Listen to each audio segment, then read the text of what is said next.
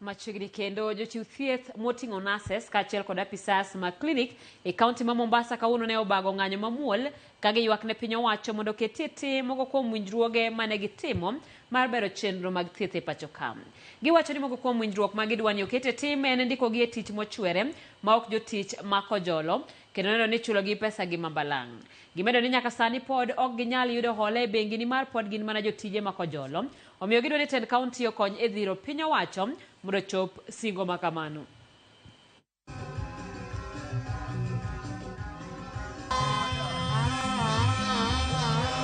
We have a mission, and our mission is conversion to permanent pensionable, payment of gratuity, and job registration.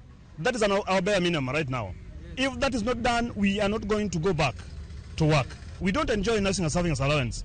We don't enjoy commuter allowance. We don't have risk allowance, of which when you see all these people, they are really straining, but they can't offer these services because they are demotivated.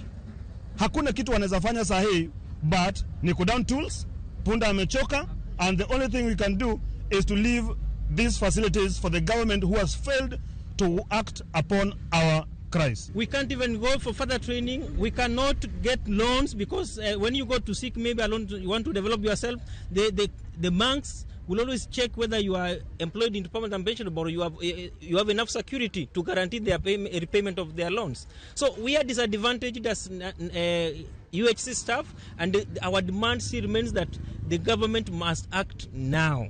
What we are calling upon the county government of Mombasa, Kilifi, and Taveta, Kwale is that they need to join hands together and push for absorption of these people into permanent and pensionable terms.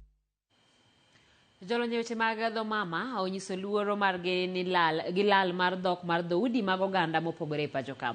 E miere skunde kod kuonde tich dho mama neno ka gima rumo ka Kiswahili kod dho ombogo